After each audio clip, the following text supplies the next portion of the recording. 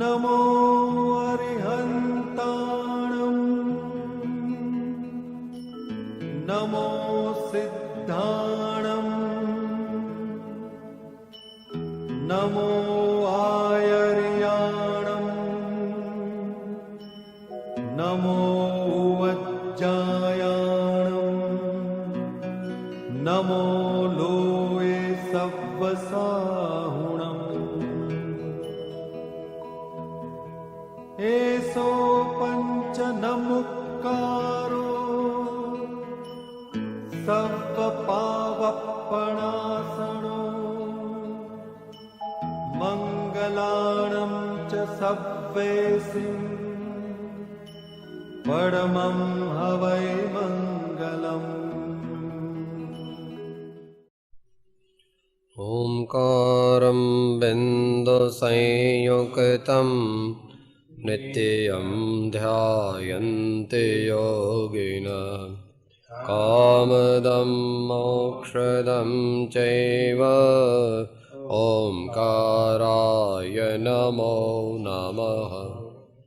मोक्षमार्गस्य नेतारं वेत्तारं कर्मभोमृतां ज्ञातारं विश्वतत्त्वानां वन्दे तद्गुणलब्धये।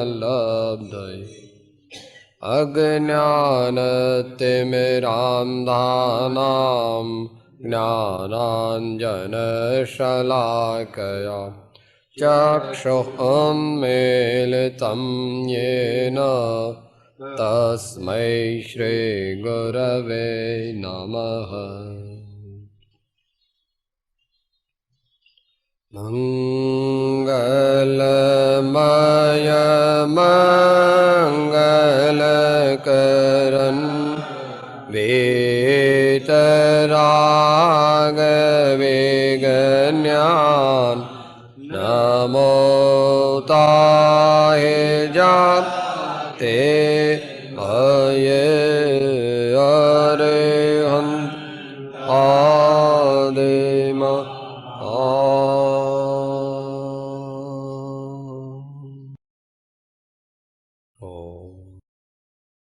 श्रीमद् રાજચંદ્ર વચનામૃત વ્યાખ્યાન સાર 2 આંક 4 મુદ્દો ત્રીજો લગભગ પૂરો થયો હતો.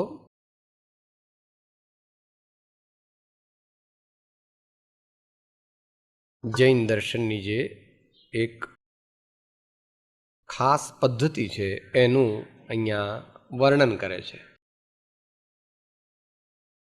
દ્રવ્ય અને તેના પર્યાય માનવામાં નથી આવતા ત્યાં વિકલ્પ થવાથી ગૂંચવાઈ જવું થાય છે. પર્યાય નથી માનેલા તેનું કારણ તેટલે અંશે નહીં પહોંચવાનું છે.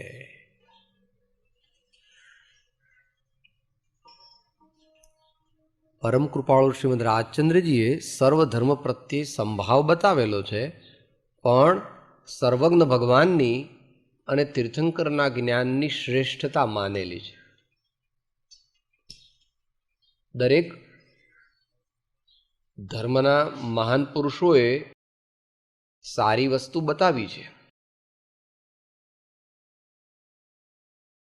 અને પોતાનું જ્ઞાન શક્તિ પહોંચ્યા ત્યાં સુધી જગતના જીવોને સારા માર્ગે લઈ જવાનો પ્રયત્ન પણ કરેલો જોવામાં આવે છે. પરંતુ પૂર્ણ નિર્દોષ અને પૂર્ણ વૈજ્ઞાનિક અને સંપૂર્ણ સૂક્ષ્માતિ સૂક્ષ્મ વસ્તુનું સ્વરૂપ જાણનારું એવું તો જ્ઞાન ભગવાન સર્વજ્ઞનું સ્વીકાર્યું છે અને એના હેતુ માટે કેવળ જ્ઞાનાવરણીય કર્મનો અભાવ વર્ણવ્યો છે. ભલે આ દેશકાળમાં અત્યારે આપણે બતાવી શકતા નથી એવા પરમાત્માને, અને તેથી એની બડાશ મારવાની નથી કે અમારા ભગવાન સૌથી મોટા અથવા અમારા ભગવાન આવા, કારણ કે એ ભગવાન આપણે જોઈ શકતા નથી, અત્યારે જાણી શકતા નથી અને એમનો ભેટો આપણને થઈ શકતો નથી. એમના દર્શનનો સાક્ષાત લાભ પણ અત્યારે આ કાળે અહીંયા નથી. એમ છતાં પણ જેટલું સુયુક્તિથી સમજી શકાય અને જે પ્રકારે કર્મ સિદ્ધાંત, અહિંસા નો સિદ્ધાંત, એનું જે સૂક્ષ્માતિ સૂક્ષ્મ વર્ણન કરેલું છે એ પરથી એમ નક્કી કરી શકાય છે કે આવું વર્ણન કરનાર કોઈક પુરુષ, કોઈક આત્મા હોવો જોઈએ, અને આવો આત્મા તે પરિપૂર્ણ આત્મા હોવો જોઈએ. નહીં તો આવું જ્ઞાન અન્ય જગ્યાએ દેખાતું નથી અને સંભવતું પણ નથી. તો દ્રવ્ય ગુણ અને પર્યાય એ ત્રિપદી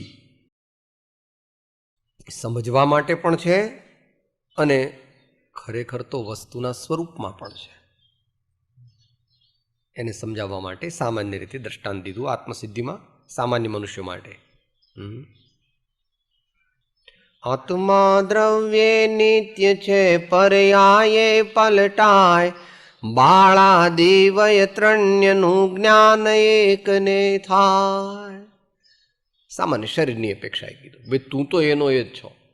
તું પહેલાં 2-3 મહિનાનો હતો, પછી 2-4 વર્ષનો થયો, પછી 12-22 વર્ષનો થયો, પછી 32-42 52નો થયો, અને અત્યારે તું 72નો છું શરીરની અપેક્ષાએ, દેહ ધારણની અપેક્ષાએ.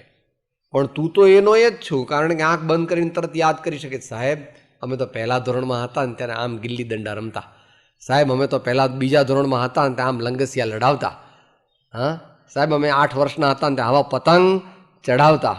એવું અત્યારે તું બંધ કરે કે તરત લાઈટ થાય. માટે તું તો તેનો તે જ છો. જો બીજો આવી ગયો હોય તો યાદ ક્યાંથી આવે? પણ તું એનો એ છો. એટલે વસ્તુ તારી મૂળ એની એ છે, અને એની નવી નવી અવસ્થા થાય છે. એના દ્રષ્ટાંત પણ આચાર્ય જ્ઞાની ભગવંતોએ સોનાની લગડી અને જુદા જુદા અંદરથી ઘરેણા વગેરે દાગીના, અને એ રીતે કહ્યું કે મહીસાગર અને એના મોજા, અથવા પાણી અને એની વિધવિધ અવસ્થાઓ, વરાળ થઈ ગઈ, બરફ થઈ ગયો, ઓસ બિંદુ થઈ ગયું વગેરે જુદા જુદા પ્રકારે જેમ સમજાવી શકાય તે પ્રકારે જ્ઞાની ભગવંતોએ સમજાવ્યું છે. આપણે પોતાનો જ વિચાર કરીએ તો સવારથી સાંજ સુધીમાં કેટલા બદલાઈએ છીએ વિચારો. અંતરમાં પરીક્ષા કરે, તપાસ કરે તો ખબર પડે. કોઈક વાર તો સારા ભાવ કરે છે, કોઈક વાર મધ્યમ ભાવ કરે છે, કોઈક વાર હલકટ ભાવ કરે છે, કોઈક વાર એકદમ નીચ ભાવ કરે છે. કાં?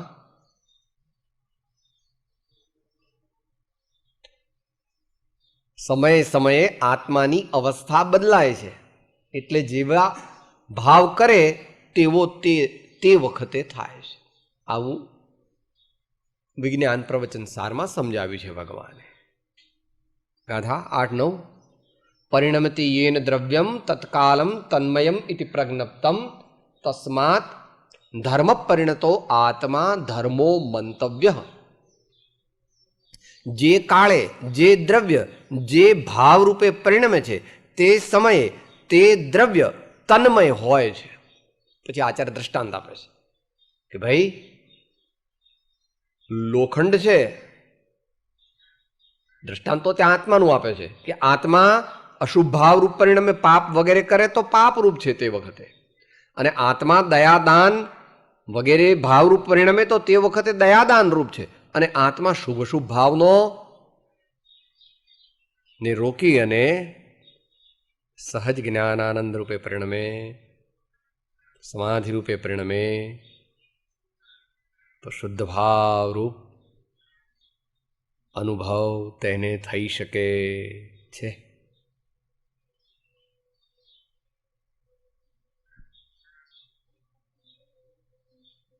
તો દ્રવ્ય, ગુણ અને પર્યાય, કાયમ બધાય ગુણ અને પર્યાયોનો કાયમ રહેવા વાળો સમૂહ તે દ્રવ્ય, ને દ્રવ્યની સર્વ અવસ્થામાં અને સર્વ પ્રદેશોમાં વ્યાપે એનું નામ ગુણ, અને અવસ્થા ટકી અને બદલાય, ટકી અને બદલાય, ટકી અને બદલાય. એ દ્રવ્ય છે પણ બદલાય છે, બદલાય છે, જે બદલાય છે, બદલાય છે, જે એ એની અવસ્થા છે, એ એની અવસ્થા છે. બાકી તો આ વાત આચાર્ય ભગવાને ઘણી અનેકાંતનું હાર્દ જે છે દ્રવ્ય ગુણ પર્યાય છે. આપણી કંઈ એટલી બુદ્ધિ નથી કે જેથી આપણે એને એકદમ સમજી જઈએ બહુ, પણ એટલું બધું સમજવાની કાંઈ જરૂર નથી. મોટા શાસ્ત્રો વાંચીને જિંદગી પૂરી થઈ જાય એના કરતાં અજ્ઞાન ભાવ રૂપે પરિણમેલા રહેલા આત્માને જ્ઞાનમાં લાવવાનો છે. ખોટી શ્રદ્ધામાં પરિણમી રહેલો આપણો આત્મા તેને સાચી શ્રદ્ધામાં લાવવાનો છે. અને જૂઠા એટલે ખોટા માર્ગે ચાલતા, ખોટી ક્રિયા કરતા, ખોટું આચરણ કરતો એવો આપણો આત્મા તેને આપણે સાચા માર્ગમાં લાવવામાં પુરુષાર્થ કરવાનો છે, એમ બદલવાની છે. કારણ કે બાકી તો કંઈ આપણે આ ભાવમાં કંઈ બધા શાસ્ત્રો વાંચી જઈએ, બધું પ્રાપ્ત કરી લઈએ એટલી તો આપણી બુદ્ધિ બળ કે આયુષ્ય નથી. પછી જેની શક્તિ વધારે હોય તો એ એમાં જઈ શકે છે. તો અહીં કહે છે કે વિકલ્પ થવાથી ગૂંચવાઈ જવું થાય છે, પર્યાય નથી માનેલા તેનું કારણ તેટલે અંશે નહીં પહોંચવાનું છે.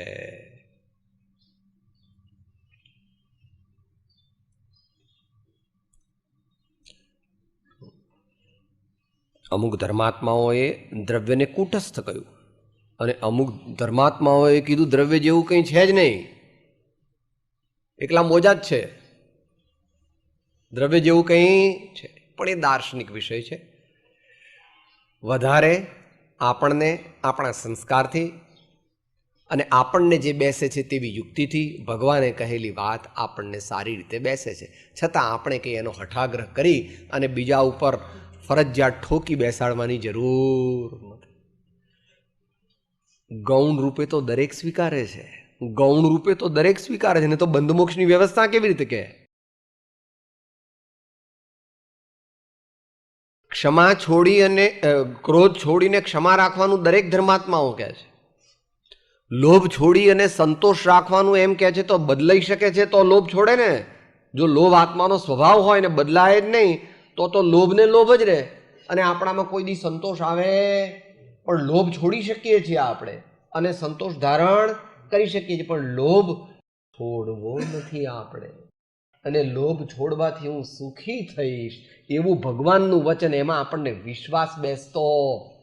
સાહેબ સંતોષ રાખીએ તો લો કંઈ અત્યારે 4-5 કરોડ રૂપિયા થઈ રહેતા હશે, મારે તો મોટું કુટુંબ છે. હા, અત્યારના પ્રમાણમાં 4-5 કરોડ ન થઈ રહે અમારે મુંબઈમાં. તો ભગવાન કે તું સંતોષ રાખ, તો આને બીક શું લાગે છે? હા સંતોષ રાખીશ ને તો પછી થોડુંક જ રાખવાનું, તો થઈ કેવી રીતે રહે? એટલે તૃષ્ણા કેટલી છે? હા વધતી જ તૃષ્ણા છે. દરેક જીવ પોતાને તૃષ્ણાને લીધે પોતે દુઃખનો અનુભવ કરે છે. શું બોલો છો? પૂજા પાઠમાં આવે છે કે દામ વિના નિર્ધન દુખી તૃષ્ણાવશ ધનવાન. દામ વિના નિર્ધન દુખી છે એમ કહે છે કે સાહેબ મારે તો નથી. અને જેની પાસે અઢળક છે એમ કહે છે સાહેબ આવા કંઈ 2-5 કરોડ રૂપિયાના અત્યારે શ્રીમંત ન કહેવાય મુંબઈમાં. અમારે 2-5 કરોડ તો સામાન્ય માણસ પાસે હોય, 40-50 કરોડ હોય તો કંઈક કહેવાય, બાકી અત્યારે તો અબજ હોય તો જ અમે શ્રીમંત કહેવાઈએ. એટલે આટલા કંઈ અમારે થઈ રહે નહીં. એટલે વધારે વધારે પ્રાપ્ત કરવા માટે તૃષ્ણા કરે છે, પણ મળે કેટલું? આનો ઉદય હોય એટલું. હો એમાં નરસિંહ મહેતા સાદી ભાષામાં સમજાવે છે, નીપજે નરથી તો કોઈ ના રહે દુખી, શત્રુ મારીને સહુ મિત્ર રાખે, રાયને રંક કોઈ દ્રષ્ટે આવે નહીં, ભવન પર છત્ર દાખે. માટે કે હું કરું એ જય અજ્ઞાનતા, શકટનો ભાર જેમ શ્વાન તાણે. ને એ બાબતમાં નરસિંહ મહેતા કડક છે. હો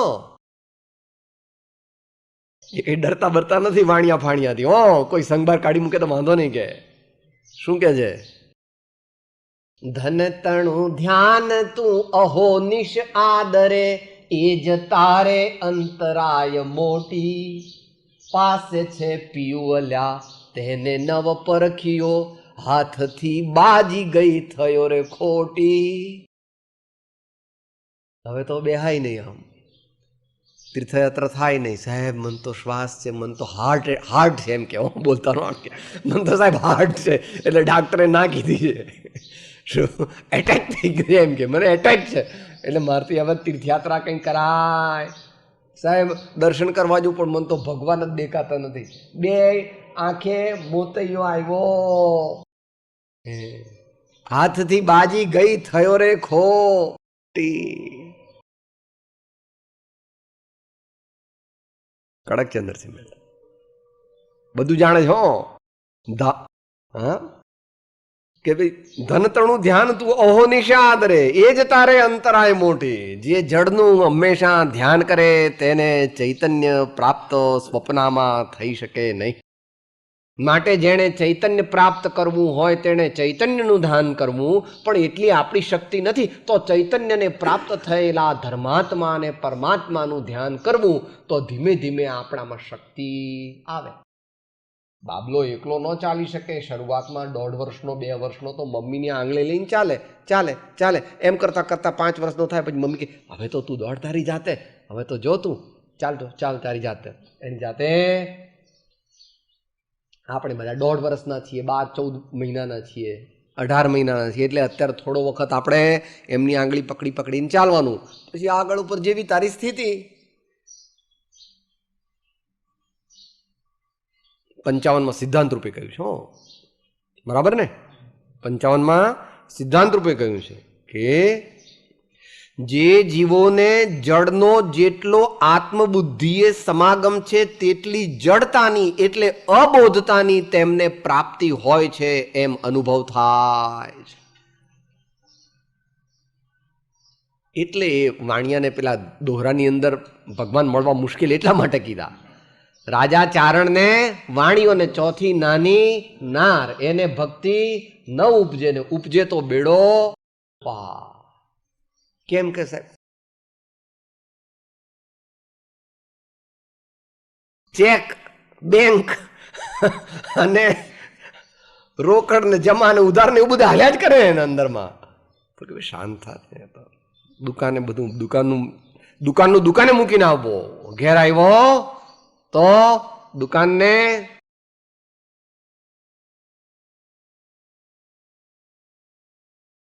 એટલે માતાઓએ પણ સમજી લેવું. રસોડું, પૂરણપોળી, ગુલાબજાંબુ, અમે તો અમારા માટે કંઈ નથી કરતા, આ લોકો માટે કરીએ છીએ. ભાઈ એ તો હવે બધું કહેવાનું. નાના હતા ત્યારે શું આપણે સાંભળતા હતા, પેલા મસ્ત હસવા માટે કવિતા બનાવે ને, જ્યાં જુઓ ત્યાં દુનિયામાં છે ચોરી ચારે કોર, કોઈ ધનકોરે, કોઈ મંચોરે, કોઈ ચિત્તડાનો ચોર. પછી આમ જરા વિચિત્ર છે, આમ સારું નથી, પણ એ તો રસોઈ કરતા સ્વાદ ચાખે બૈરાવો પણ ચોર. લે માળા હું કહે છે આ, હે જરા બહુ સારી દે. જરા આપણે કઢી પી લો ને પછી આ લોકો તો 2 વાગે આવશે ત્યાં સુધી, જરા સારા ભાવથી આમ કઈ, હે જુદી જુદી રીતે. ભાઈઓ તો એવું કરતા જ હોય કે તમને કે હા તમે તો ઘેર બધા, એ લોકો તો ફાફડા ચટણી જલેબી ને ઘડીએ બધું મંગાવે, ચા કોફી બિસ્કીટ. તો એ તમને કઈ પછી કહેતા ના મેં કઈ ખાસ કઈ લીધું નથી હોત, જરા 1 2 3 4 વાર મંગાવ્યો તો નાસ્તો. લે ખાસ કઈ કે તમારા વિના હું કઈ લઉં, પણ હવે આ તો ગ્રાહક આવે ને એટલે જરા મારે 3-4 વાર જરા હું ફાફડા ચટણી મંગાવું, જરા થોડી વાર ભજીયા મંગાવું, જરા થોડી વાર જલેબી મંગાવું. જડની પરિણતિ ઉપર લક્ષ્ય જાય છે, પણ લઈ જવો નહીં. જાય છે ખરો, કારણ કે આપણે હલકટ જીવો છીએ. જ્ઞાની પુરુષો કહે છે જડને ચૈતન્ય બંને દ્રવ્યનો સ્વભાવ. જડને ચૈતન્ય બંને દ્રવ્યનો સ્વભાવ, સુપ્રતીતપણે બંને જેને સમજ્યા. સુપ્રતીતપણે બંને જેને સમજ્યા. એકદમ તો ન આવે બાપા. બનત બનત બન જાય. હું જાણું છું કે તેમ થવું કઠિન છે, તો પણ અભ્યાસ તે જ સર્વનો ઉપાય. મોટા પુરુષોને પણ એકદમ આવતા નથી ભગવાન. કોકવાર આવે છે, પણ જનરલી શું કહે છે? જીમ જીમ જતન કરીને રાખું, તીમ તીમ અળગું ભાગે, હો કુંથું જીન મનડું કી મહિને. ભગવાનમાં ચોંટતું નથી. આમ જાય છે ખરું ભગવાનમાં, થોડું જરા ભગવાનને આમ જરા આમ તેમ 1-2 મિનિટ ભગવાનનું વિચાર, વળી પાછું ભાગે ક્યાંક, વળી પાછું ભગવાનમાં લાગે, વળી પાછું ક્યાંક ભાગે. ધ્યાનમાં બેસે ત્યારે તો વિશેષ.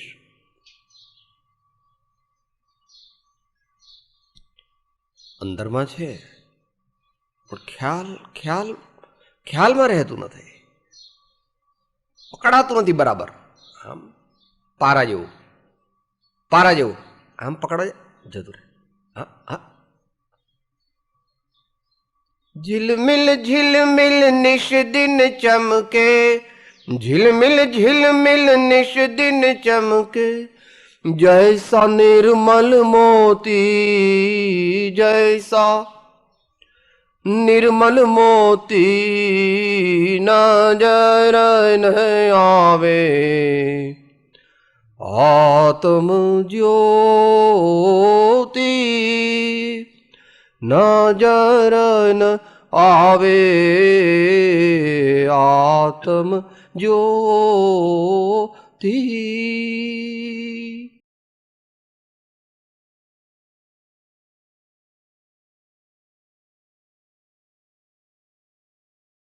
મિક્સચર થઈ જાય, મિક્સચર થઈ જાય છે, મિક્સચર થઈ જાય છે.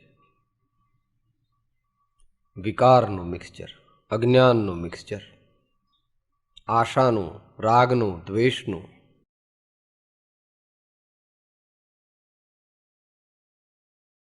પ્રયત્ન કર્યા કરવાનો. એમાં દુઃખ નથી. શરૂઆતમાં જરા એવું લાગે, શરૂઆતમાં આપણને અભ્યાસ નથી એટલે આત્મામાં જતા દુઃખ લાગે છે. આત્મામાં જતા એટલે આત્મા અને આત્મત્વ પ્રાપ્ત કરાવે એવું જીવન જીવતા આપણને કંટાળો આવે છે, અરુચિ થાય છે, દુઃખ લાગે છે, બીક લાગે છે, ભય લાગે છે. સાહેબ ધ્યાનમાં કંઈક આમ થઈ જાય તો, એકદમ ઊંડા જઈએ તો આમ કંઈક થઈ જાય તો. શ્રદ્ધા નથી ભગવાનના વચનમાં. છે આયુ કર્મથી જીવન જીવનું, એમ જીન દેવે કહ્યું. તારા આયુષ કર્મથી જીવે છે કે બીજાથી જીવે છે? તો કે મરી જઈશ, અને મરી જાય તો શું? એવા ઉત્તમ વિચારમાં દેહ છૂટે તો ઓહો મહાભાગ્ય. જવાનું તો છે જ. આ કોઈનું રાખ્યું ગમે એટલું એને દરરોજ બદામ પાક ને બધા સાલમ પાક ને કેસરિયા દૂધ ગમે એટલી વિટામિનની ગોળીઓ લગાવ, ઇન્જેક્શનો ગમે એટલા લે, એ તો હાલ્યું જ જવાનું. તો એવા ભાવમાં તો હમણાં વિનંતી કરીને આટલી બધી લાંબી લાંબી હે પણ વિચાર નથી કર્યો. કદાચ ઇન્ટરવ્યુ આવે તો જાય એવો નથી. અમસ્તી સાહેબ એપ્લિકેશન કરી છે. હે ઇન્ટરવ્યુ આવે તો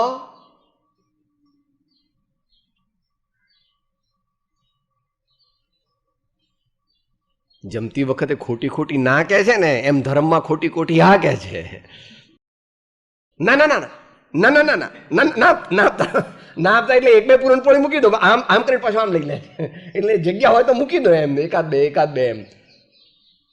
એમ જમવામાં ખોટી ના કહે છે, ધર્મમાં ખોટી હા કહે છે. હે ભગવાન, હે ભગવાન, હું પગે લાગુ છું તમને, પગે લાગુ છું, પગે લાગુ. કેવા પગે લાગે તું પણ બોલ તો ખરો. આજ્ઞા પાલન કેટલી કરવી છે? આજ્ઞા પાલન કરે તો પગે લાગેલું સાચું કહેવાય. આપણે બધા એક કેટેગરીમાં છીએ કોઈ અપેક્ષાએ, પરંતુ તોય પ્રયત્ન કરવો. પ્રમાણિક પુરુષનો વિજય થાય છે મોક્ષ માર્ગમાં, અને બનાવટી વાળાનો દેવાળું નીકળી જાય છે મોક્ષ માર્ગ. બહુ એકદમ બેઝિક છે, ફંડામેન્ટલ. કે આપણે થાય કહેવાનું ભગવાનને, એમાં શું વાંધો, આપી દે મોક્ષ. એમ ન હાલે, એમ મોક્ષ ન મળે. માત્ર મોક્ષ અભિલાષ તો જ મોક્ષ મળે. મોક્ષ એટલે મોક્ષની પ્રસાદી મળે. મોક્ષ તો દૂર છે બાપા.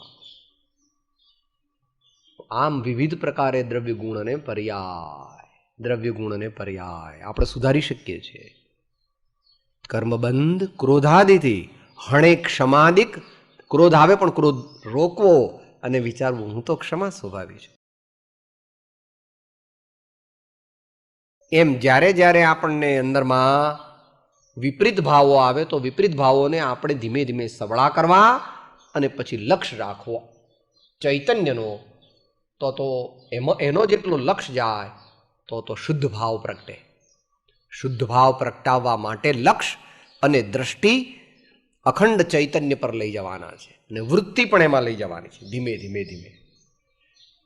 તો દ્રવ્ય ગુણ અને પર્યાયની સામાન્ય વાત કહી. દ્રવ્યના 4 દ્રવ્યના પર્યાય છે એમ સ્વીકારવામાં આવે છે. ત્યાં દ્રવ્યનું સ્વરૂપ સમજવામાં વિકલ્પ રહેતો હોવાથી ગૂંચવાઈ જવું થાય છે અને તેથી જ રખડવું થાય છે.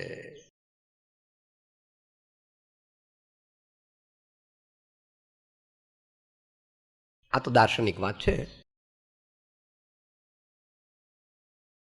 ગુરુગમથી ધીમે ધીમે સમજાય એવું છે. એ શીતળ જીનપતિ કરીને આનંદગંજી મહારાજાએ ગુરુગમથી સમજવાનું કે શીતળનાથ ભગવાનનું સ્તવન જે છે એમાં આખો દ્રવ્ય ગુણ પર્યાયનું સમજાવેલું છે. જો કે અનેક જ્ઞાની ભગવંતોએ સમજાવેલું છે પણ કે મારા ભગવાન કહેવાય તું સાંભળતો ખરો. ભગવાનનું સ્વરૂપ વર્ણવે છે કે તમારા ભગવાનનું કંઈ ઠેકાણું નથી લાગતું. ગોંડા લાગે તમારા ભગવાન. ભગવાન કેવા છે? શીતળ જીનપતિ લલિત ત્રિભંગી વિવિધ ભંગી મન મોહે રે. કરુણા કોમળતા તીક્ષણતા ઉદાસીનતા સોહે રે. સમજાવે છે બીજામાં. સર્વ જંતુ હિત કરણી કરુણા કર્મ વિદારણ તીક્ષણ રે. હાના દાન રહિત પરિણામી ઉદાસીનતા વીક્ષણ રે. ભગવાન દયાના સાગર છે. શેમાં? જગતના સર્વ જીવોનું કલ્યાણ કરવામાં. ભગવાન બહુ ક્રૂર છે. આવું બોલાય કે ભગવાન અરિહંત કામ ક્રોધ લોભ મોહ મદ મત્સરના ચૂરે ચૂરા કરી નાખ્યા. ચૂરા શું તમે શું કહો છો એને તમારી શાસ્ત્ર ભાષા? ક્ષય કરી નાખ્યો ભગવાને. સબ જરાય દયા નો ખાધી છે. ખાદ ભગવાન પૂરા જ કરી નાખ્યા બધાને. હે તમારા ભગવાન આટલા બધા ક્રૂર કે એટલે નામ અરિહંત. હણી નાખવા વાળા. કોને? અરીને. કયા અરી? એટલે દુશ્મન. કયા દુશ્મનને? અંદરમાં રહેલા જે કામ ક્રોધ લોભ મોહ મદ મત્સર વગેરે બધાય વિકાર વિભાવ અજ્ઞાન બધાને. ભગવાન કરુણાના સાગર પણ છે અને ભગવાન અતિ ક્રૂર તીક્ષ્ણ પણ. આવી રીતે દરેક જગ્યાએ લાગુ પાડવાનું. ગૂંચવાઈ જાય છે કે ભગવાન તમે દયાવાળા કહો છો ને પાછા આવા કહો છો. તમે કેવી રીતે કહો છો? ભગવાનને છેલ્લા પછી વર્ણવે છે. શક્તિ વ્યક્તિ ત્રિભુવન પ્રભુતા નિર્ગ્રંથતા સંયોગે રે. યોગી ભોગી વક્તા મૌની અનુપયોગી ઉપયોગે રે. ભગવાન કેવા છે? યોગી. મન વચન કાયાથી કંટ્રોલ કરે. યોગમાં લાગી ગયા. ભોગી. ભગવાન ભોગી કહેવાય? શું બોલ્યા? તમને પાપ લાગશે કે એક એક સમય અનંત આનંદ ભોગવે છે આત્માનો. એક સમયમાં અનંત આનંદને ભોગવે અને એવો અનંતકાળ ભોગવવાના.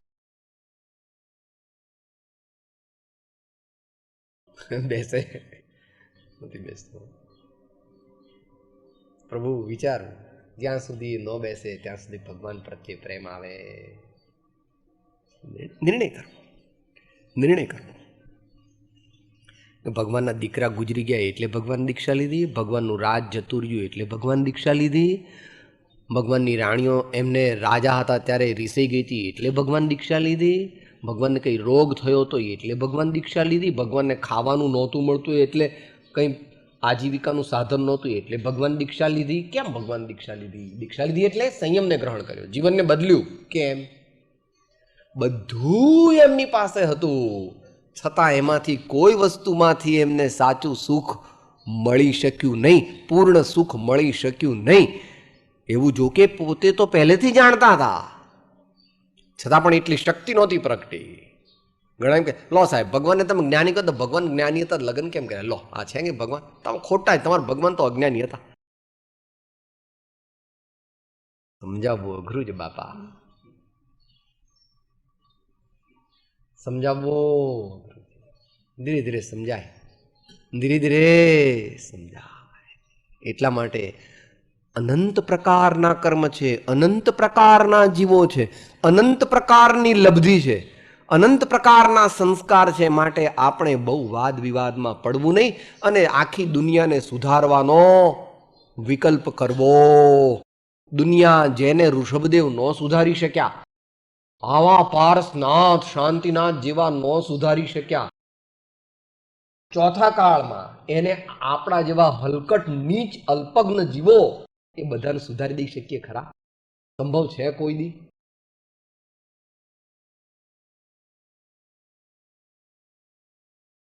તો નક્કી કરવું પડશે. ભગવાન ઉપયોગ વાળા છે ને ભગવાન અનુપયોગી પણ છે, એ કોઈ અપેક્ષા સમજવાનું છે. ઉપયોગી એટલે ભગવાન દિવ્યધ્વનિ દ્વારા ઉપદેશ આપે છે, અને છતાં ભગવાનને અનંતમાં ભાગનો રાગ કે દ્વેષ નથી, અને સાતમા ગુણસ્થાનથી ઉપર સર્વ પ્રકારે નિર્વિકલ્પ છે. માટે ભગવાન કોઈ અપેક્ષાએ અનુપયોગી પણ છે. હવે એ કેવી રીતે, એ આપણે પૂર્ણપણે સમજી શકતા નથી. કમસે કમ આ દેહધારી પૂર્ણપણે સમજી શકતું નથી, તો પછી સૂક્ષ્મ જે જીનોદિત સૂક્ષ્મ તત્વજ્ઞાન છે જે મારી સમજણમાં આવતું નથી, તે ભગવાને જેવું કહ્યું હોય તેવું ખરું. સૂક્ષ્મ સાતમા ગુણસ્થાનથી વિકલ્પ નથી, તો 13મા ગુણસ્થાને ભગવાનને કેવી રીતે વિકલ્પ હોય? તો ઘણીવાર શાસ્ત્રમાં આવે છે, ગૌતમ સ્વામીએ આમ પૂછ્યું ત્યારે ભગવાને આમ કીધું. તો એ કેવી રીતે કીધું હોય? ભગવાનને આ ગૌતમ સ્વામીને બોધ પમાડું એવો ભાવ હોય? એ કેવી રીતે છે એ આપણા જ્ઞાનમાં બેસતું નથી, એટલે આપણને સમજણ પડતી. એ કેવળ જ્ઞાન ગમ્ય છે. કોઈ ભાઈઓને વિશેષ સમજાતું હોય તો સમજાવજો. શાસ્ત્રમાં શું આવે છે? ગૌતમ સ્વામી આવ્યા અને ગૌતમ સ્વામીએ પ્રશ્ન પૂછ્યો ત્યારે ભગવાને જવાબ દીધો. તો એ જ વખતે ભગવાન જવાબ દે કે ઉભા રહો ગૌતમ, તમારું કલ્યાણ. એવો ભગવાનને વિકલ્પ હોય? એવું ભગવાનને વિકલ્પ હોય? નિર્વિકલ્પ સાતમા ગુણસ્થાને ન હોય તો 13મે હોય? આ તો સમજવા માટે, એ આપણા જ્ઞાનનો વિષય નથી. આપણને સમજણ પડતી નથી કે સાતમા ગુણસ્થાનથી આગળ કેવી વ્યવસ્થા છે એ આપણને સમજાતું. પણ સાતમા ગુણસ્થાનમાં જ આપણે તો ભગવાન સમજી લો ને, જે સાતમા ગુણસ્થાને જે નિજાનંદનો અનુભવ કરે છે, આ પ્રમત્ત યોગીશ્વર, એ ભગવાન જ છે. એ ક્યારેક કેવળ જ્ઞાન લે એ આપણા જ્ઞાનમાં આવી શકતું હમણાં હોય તરત. એટલે જે દાખલો આપ્યો છે પ્રસન્નચંદ્ર રાજર્ષિ વગેરેનો, એ એટલા માટે આપ્યો છે કે મુનિ મહારાજ સાતમા ગુણસ્થાને હોય ક્યારે એકદમ કેવળ જ્ઞાન થાય એ કંઈ આપણે જાણી શકતા નથી. અને એમને પોતાને પણ કથનચિત એમના પણ જ્ઞાનનો વિષય છે, પણ એમના વશનો વિષય નથી. કારણ કે સાતમા ગુણસ્થાને કંઈ પુરુષાર્થ નથી બુદ્ધિપૂર્વકનો, હું શ્રેણી માંડું એવો વિકલ્પ હોય તો સાતમું ગુણસ્થાન ન હોય.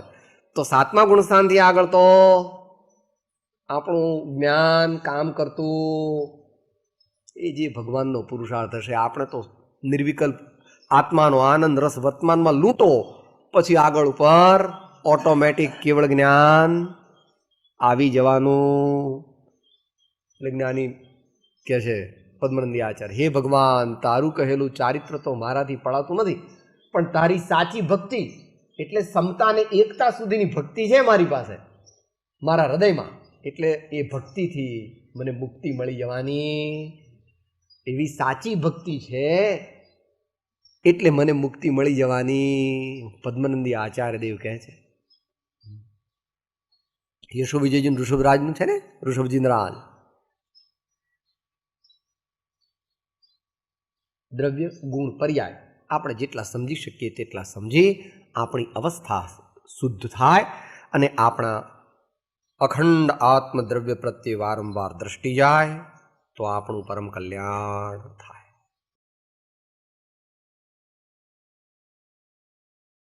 સિદ્ધપદ એ દ્રવ્ય નથી પણ આત્માનો એક શુદ્ધ પર્યાય છે. તે પહેલા મનુષ્યવા દેવ હતો ત્યારે તે પર્યાય હતો. એમ દ્રવ્ય શાશ્વત રહી પર્યાયાંતર થાય છે. ફરીથી અહીંયા દ્રવ્યગુણ પર્યાયની સિદ્ધિ કરે છે, એટલે કે સ્થાપના કરે છે. મનુષ્ય છે તે અરિહંત થાય છે પરમાત્મા, સદેહ પરમાત્મા, અને સદેહ પરમાત્મા જ્યારે વિદેહ પરમાત્મા થઈ જાય છે ત્યારે એમને કોઈ એક પરમાણુ માત્રની મળે ન સ્પર્શતા પૂર્ણ કલંક રહિત અડોલ સ્વરૂપ જો શુદ્ધ નિરંજન ચૈતન્ય મૂર્તિ અનન્યમય અગુરુ લઘુ અમૂર્ત સહજ પદ રૂપ જો અપૂર્વ અવસર એવો ક્યારે. તો કે સાહેબ ભગવાનને આમ, સાહેબ ભગવાન આમ આમ ને આમ, ભગવાનને પછી ત્યાં ત્યાં જ રહેવાનું, ભગવાનને કંઈ કરવાનું નહીં કે નહીં કરવાનું. તો ભગવાન શું પછી બેઠા બેઠા બુદ્ધુ જેવા ભગવાન ભૂત જેવા આમ શું કરે પછી? તો કે એ જ સાદી અનંત અનંત સમાધિ, એક એક ક્ષણમાં આનંદ, એક એક ક્ષણમાં આનંદ, પૂર્ણ આનંદ, અનંત આનંદ, પૂર્ણ આનંદ, અનંત આનંદ. કેમ? કારણ કે નવી નવી પર્યાય, નવી નવી પર્યાય, નવી નવી પર્યાય, નવો નવો આનંદ, નવો નવો આનંદ. તમે એક દિવસમાં 7 સાડી બદલો તો તમને કેટલી મજા આવે છે. તો ભગવાન એક એક સેકન્ડે નવી નવી સાડી પહેરે છે. લે, તો ભગવાનને કેટલી મજા આવતી હશે? હે, કેટલી આવે? એટલે ભાઈઓ પોતાનો વેપાર બદલે. કેટલા સવારના હીરાની દુકાને જાય, પછી કાપડની દુકાને જાય, પછી કોલસાની દુકાને જાય, પછી પાછા કારખાનામાં જાય, પછી પાછા બીજા કેટલી કંપનીના ડાયરેક્ટર છો તમે? કેટલીના મેનેજિંગ ટ્રસ્ટ ચેરમેન છો ને મેનેજિંગ ડાયરેક્ટર છો? ટ્રસ્ટી નહીં, ડાયરેક્ટર છે આ તો. એટલે સાહેબ તમારે જેવા બાવા લોકો શું કહું સાહેબ, માર તો એકલી પગારની આવક જ વર્ષે 1.5 કરોડ રૂપિયા છે પગારની. એટલી કંપનીઓનો ચેરમેન ને એટલી કંપનીઓનો મેનેજિંગ ડાયરેક્ટર, મને તો ખબર નથી નામે. એ લોકોના ચેક આવે ત્યારે ખબર પડે. કોક વાર મને લખે કે સાહેબ તમારે આ ખાસ મીટિંગ છે એટલે આવવાનું છે. હું તો મીટિંગે ભરવાનો છું.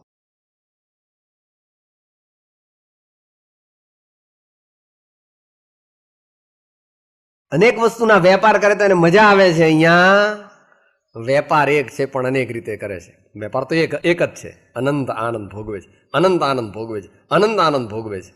કારણ કે નવી નવી પર્યાય, નવી નવી પર્યાય, નવી નવી પર્યાય. કે સાહેબ આવું બધું આપણે ધર્મમાં શું કામનું? આનંદમાં લીન મારા સ્વામી છે એમ જો અંતરમાં એકવાર તને બેસે અને જો તું અહીંથી એકવાર એમ કે હું તમારો સેવક છું તો તારું કામ થઈ જાય. તારું કે મારું? તારું મારું તરત જ ભગવાન બેહાડી જાય ખોળામાં. અહીંથી એમ કે હે ભગવાન હું તમારો સેવક છું તો તરત જ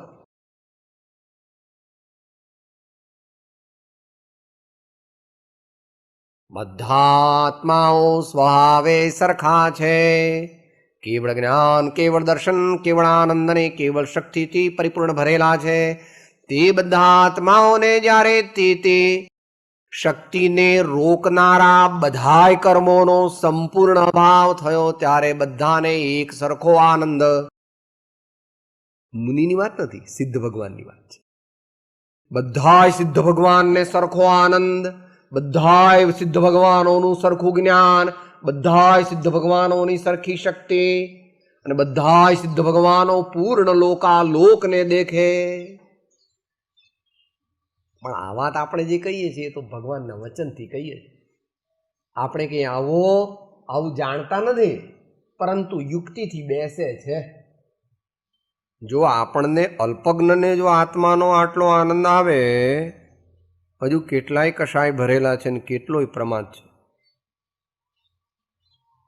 તો નિર્ણય થઈ શકે અહો જે મારા જ્ઞાની ભગવંત સ્વામી ભગવંતોએ પૂર્ણ પ્રમાદનો પરાજય કર્યો તેમનો આનંદ કેટલો હો.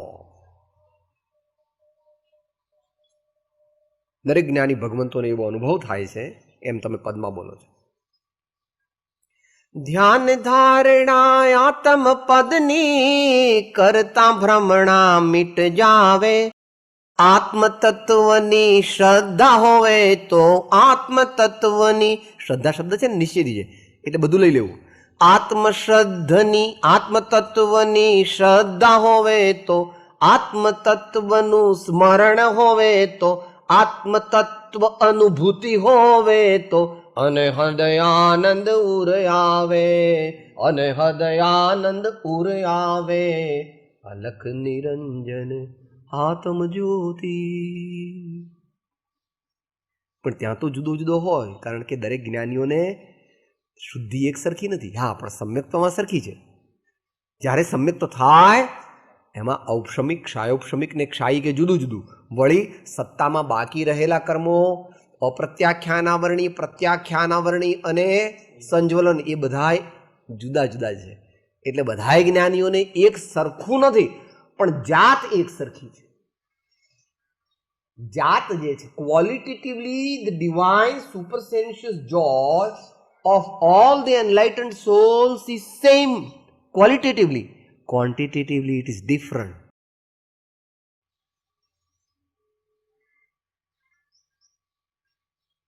ભલે અનંતાનું મંદિરનો બધાએ અભાવ કર્યો, પણ અનંતાનું મંદિરનો અભાવ થયો, પણ પેલા કેટલા છે દરેકને જુદા જુદા છે.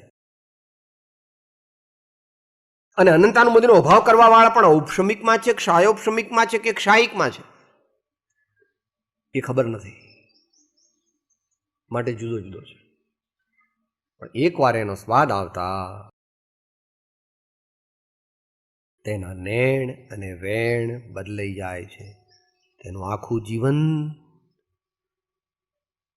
Total divinization and transformation of his personality. તો ભગવાનને સિદ્ધ પર્યાય જે છે એ સિદ્ધ પર્યાય છે, સિદ્ધ એ દ્રવ્ય નથી. તો જે આત્મા શુદ્ધ થયો, શુદ્ધ થયો, શુદ્ધ થયો, શુદ્ધ થયો, પછી મુનિ જેટલો શુદ્ધ થયો, પછી કેવળી જેટલો શુદ્ધ થયો. એટલે કેવળીમાં પણ પૂર્ણ શુદ્ધિ છે, માત્ર અઘાતી કર્મના ઉદય પૂરતી અશુદ્ધિ કહેવાય. અઘાતી કર્મના ઉદય જેટલી, અઘાતી કર્મના સંયોગ જેટલી અશુદ્ધિ છે, પણ એ પણ નષ્ટ થઈ જાય છે એના સમયે. અને પછી ભગવાન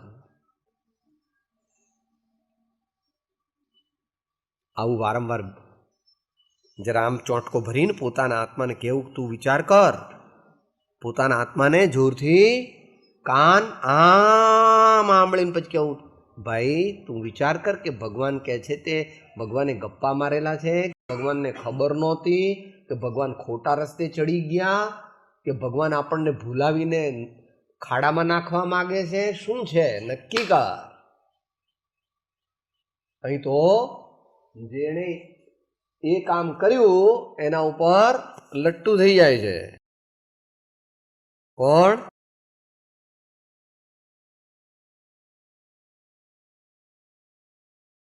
દોલતરામજી મહારાજ. અને કેટલા કોંગ્રેચ્યુલેશન્સ આપે છે. આપણને આ બહુ જ પ્રિય છે. 7મા ગુણસ્થાનથી વાંચી જઈએ. એ આપણે અત્યારે પારાયણ રૂપે લઈએ, કારણ કે કરવાનું તો એ જ છે. 5 પ્રકારના સ્વાધ્યાયમાંથી કોઈ પણ સ્વાધ્યાય કરો, પારાયણ કરવું તે પણ સ્વાધ્યાય છે. તો જે મહાપુરુષોએ મુનિપણું, શુદ્ધ ભાવ સાચો પ્રગટ કર્યો અને તેથી આગળ વધ્યા, એનું અદ્ભુત વર્ણન દોલતરામજી મહારાજ કરે છે. આપણે ભક્તિ રૂપે કરીએ અને પછી એમને શ્રદ્ધાંજલિ અર્પીએ. કેવા છે મુનિ મહારાજ? ગઈકાલે એનું વર્ણન ચાલતું હતું. મૂળ ગુણ ને ઉત્તર ગુણ પૂછ્યા હતા ને, મૂળ ગુણ ને ઉત્તર ગુણ પૂછ્યા હતા. એમાં અમુક અમુક ગુણોનું વર્ણન આવે છે. મુનિ મહારાજ, ભલે આપણે આ ભૂમાં તો મુનિ થાય એવા કોઈ ચાન્સ દેખાતા નથી અત્યારે, છતાંય કેવા હોય છે. સમતા સમારે થુતિ ઉચ્ચારે वंदना जिन देव को, नित करे श्रुति रति करे प्रतिक्रम तजय तन अहमेव को। जिनके नौनन दंत धोवन लेश अंबर आवरण, भूमाहि पिछली रयनि में कछु शयन एकासन करण। कायम आखी जिंदगी पर्यंत एमने एकासनु होय छे।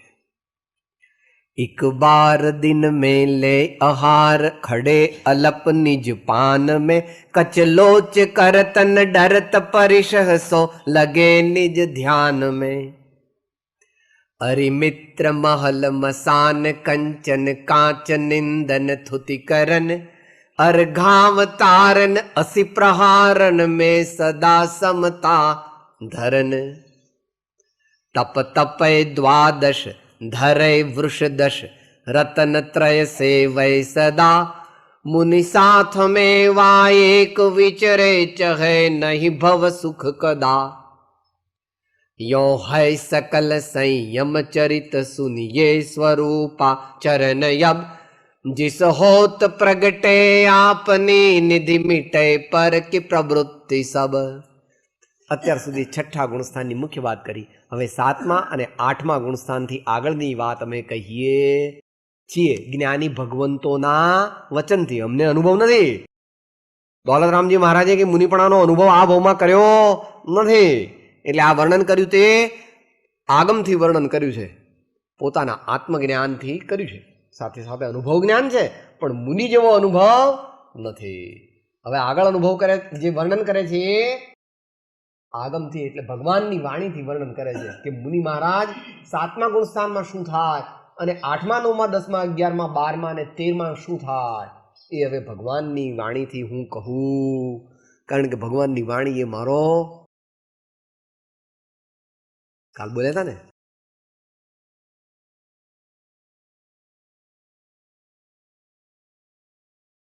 आत्म सिद्धि वचनामृत मारी आँखो, प्रभुए दीधी छे मने उड़वाने पाखो। आगम चक्षु साहू मुनि महाराज नी संपत्ति शू? व्यवहार संपत्ति. आ एमनी व्यवहार संपत्ति. निश्चय संपत्ति तो अंतर में है. तो हवे इस संपत्ति नु वर्णन करे आगे. जिन परम पैनी सुबुद्धि छैनी, डारी अंतर भेदिया। वर्णादि अनुरागादिते निज भाव को न्यारा किया। निज माहि निज के हेतु निज कर आपको आपै गयो। गुण गुणी ज्ञाता ज्ञान ज्ञेय, मंझार कछु भेदन रह्यो। जहाँ ध्यान ध्याता ध्येय को, न विकल्प वच भेदन जहाँ। चिद भाव कर्म चिदेश करता, चेतना क्रिया तहाँ। तीनों अभिन्न अखिन्न शुद्ध उपयोग की निश्चल दशा। प्रगति जहाँ दृग ज्ञान व्रत, ये तीन धाये कैलसा। परमाण नय निक्षेप को, न उद्योतय अनुभव में दिखे। दृग ज्ञान सुख बलमय सदा, नहीं आन भाव जुमो विखे। मैं साध्य साधक मैं अबाधक, कर्म अरुतसु फल नितय। चित पिंड चंड अखंड, सुगुण करंड च्युत पुनि कल नितय। यो चिंत्य निज में थिर भये, दिन अखत जो आनंद लयो। सो इंद्र नाग नरेंद्र वाहम इंद्र के नाही कहो। तब ही शुक्ल ध्यानाग्नि करि चौघाति, विधि कानन दह्यो। सब लख्यो केवल ज्ञान करि, भविलोक को शिव मग कहो।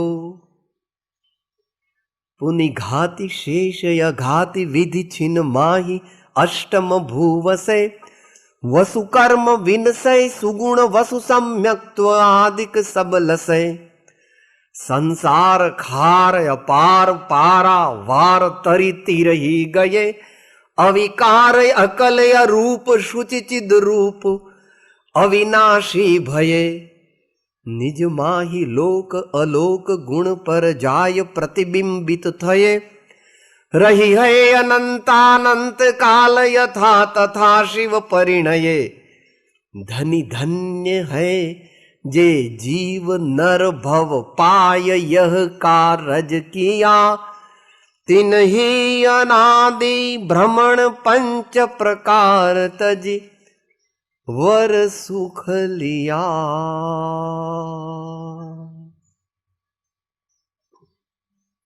परमात्मा सदगुरु ध्यान।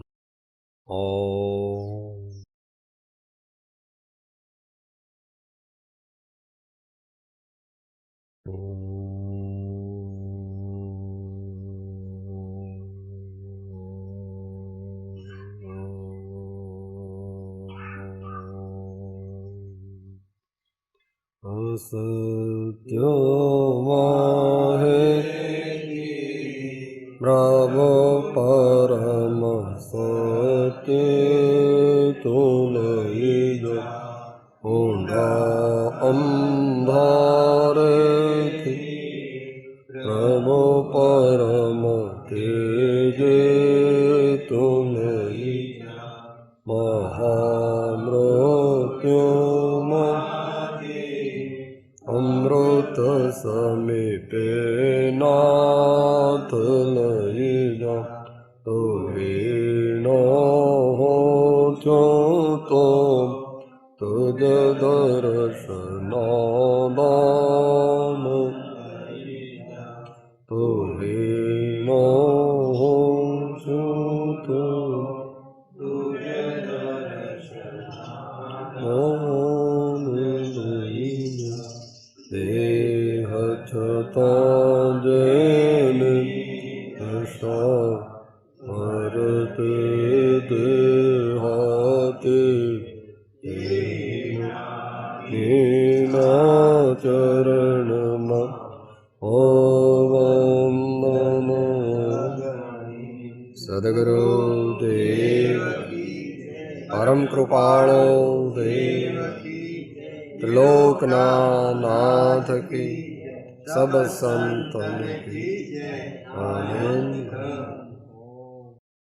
હું આત્મા છું, આપનો સેવક છું, સૌનો મિત્ર છું. હું આત્મા છું, આપનો સેવક છું, સૌનો મિત્ર છું. હું આત્મા છું, આપનો સેવક છું, સૌનો મિત્ર છું.